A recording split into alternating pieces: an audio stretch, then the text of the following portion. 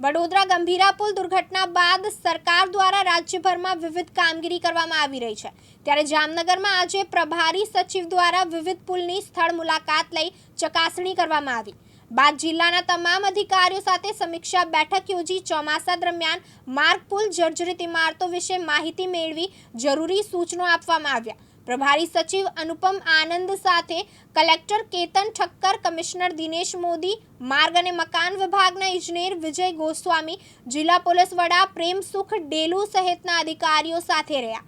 પુલની સ્થિતિ અંગે તમામ વિગતો મેળવી ચકાસણી કરવામાં આવી। સમગ્ર મામલે વિસ્તૃત અહેવાલ સરકારને મોકલી જરૂરી કાર્યવાહી કરાશે। તમામ લગત વિભાગો પાસેથી કામગીરી અંગે માહિતી મેળવીને જરૂરી સૂચનો આપવામાં આવ્યા।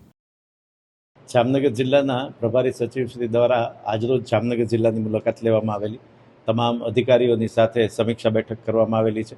માનનીય પ્રભારી સચિવ શ્રી દ્વારા તાજેતરની ભારે વરસાદની પરિસ્થિતિને ધ્યાને લઈ અને વિશદ ચર્ચા કરવામાં આવી છે। તમામ અધિકારીઓની સમીક્ષા કરવામાં આવી છે। તમામ અધિકારીઓને રોડ, રસ્તા અને પુલોની પરિસ્થિતિ વિશે માહિતી મેળવી અને પોતે જાત મુલાકાત લઈ અને જર્જરિત મકાન, જર્જરિત પુલ અને અન્ય ચોમાસાને લગતી પરિસ્થિતિને ધ્યાને લઈ અને કરવાની થતી કામગીરીની જિલ્લા વહીવટીતંત્ર દ્વારા પણ કરવામાં આવેલી કામગીરીની સમીક્ષા કરવામાં આવી છે તથા કામગીરીને તુરંત રીતે નિકાલ કરવા માટે પણ સૂચના આપવામાં આવી છે।